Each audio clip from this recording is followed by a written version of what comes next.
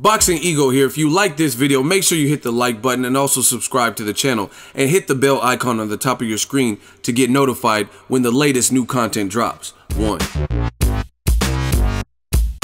What up, Fight World? It's your boy Ego and I'm back with some more boxing. Make sure you smash the like button, also subscribe to the channel for the latest. Now, this weekend is crunk. It goes down. It's lit. Joshua-Klitschko. It's going to be on Showtime. It's going to be on HBO. Comes on Showtime in real time. It'll be on Sky Sports. Great for the heavyweight division. I'm looking forward to it.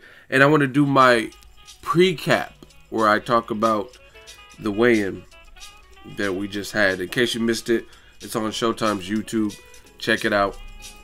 If not, you can find it floating around on the internet. Now, the two weighed in, it's the heavyweight division, so they didn't really have to make weight per se. Anthony Joshua weighed in at 250 pounds, 250.1. And Wladimir Klitschko, almost 10 pounds under him, weighed in at 240.5, 240.5 pounds. And before I made this video, I was kind of shocked. I was like, wow, Joshua came in 10 pounds heavier. I'm wondering what part of the game plan that is. Does he feel Klitschko's still strong at his age, 40 plus, that he just needs to pack on some extra size to take the punches better? Or I don't know. I was trying to learn the motivation behind it, so it kind of caught me off guard because for whatever reason I was under the impression that he was always weighing in high 230s to low 240s.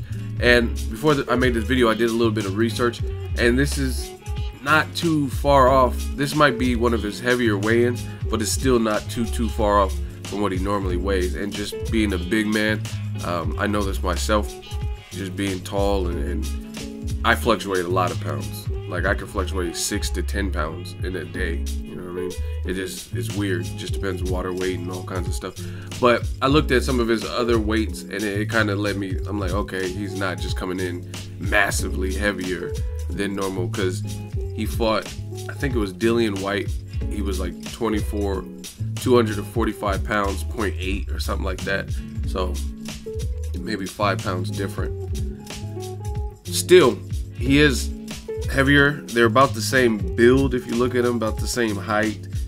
Klitschko actually looks a hair taller than him in the face-offs and stuff. But the thing I did a 7 reasons. I picked Joshua. I'm either going to be right or I'm going to be wrong, and we're going to see on Saturday, and I'm looking forward to it. And if I'm wrong, I'm wrong. If I'm right, I'm right. That's just how the game goes.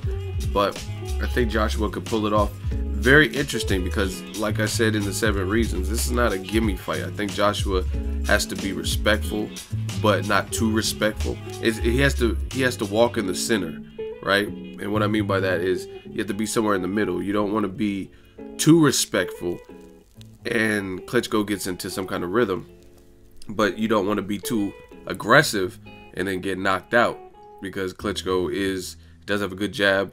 His left hook is still money, and he should be motivated after losing Tyson Fury in the fashion that he lost. That just wasn't a good look for him, for his career, so I'm sure he wants some get back.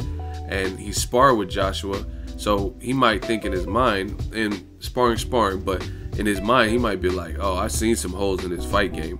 Now it's really going to be up, if he does feel that, it's going to be up to what Joshua has learned and how he's matured as a fighter. He has to show that I'm not the same dude you sparred for that camp a couple fights ago, David Hay or whatever camp it was. I know it was a couple years ago. And he has to show that progress.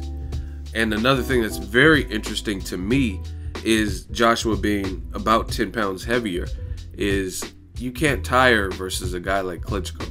You look at Tyson Fury, he was able to do that frenetic movement for most of the fight, and he was able to just box. Tyson Fury is a better boxer than people probably give him credit for in terms of boxing ability, especially for his size.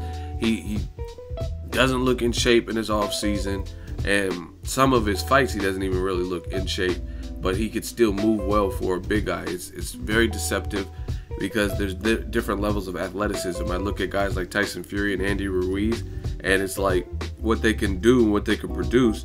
They're not like Andy Ruiz. You really wouldn't even think he's a fighter. To me, he looks like a guy came straight off the couch. But when you get in there with him, then you'll find out that he's a fighter, because he hits hard and he's faster than it looks like he would or could be. You know what I'm saying? You can't be no Action Bronson looking dude, but then be that fat. You know what I'm saying? So there's certain things with like these athletes, and they're still deceptive. And I think Tyson Fury, he can box deceptively well especially for his size.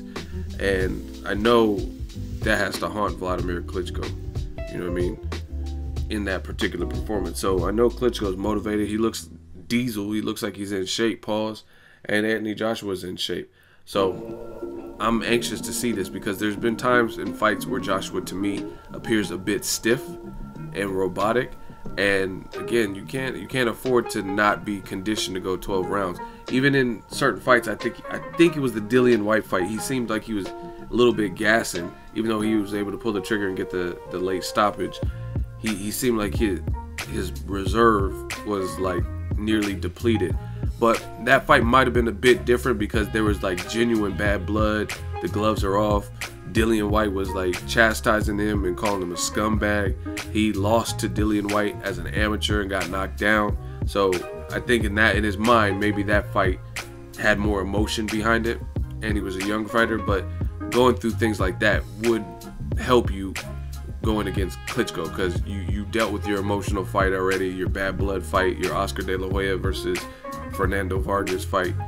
You know what I mean? Ricardo Mayorga versus De La Hoya, when Ricardo Mayorga was saying that De La Hoya plays with Barbies.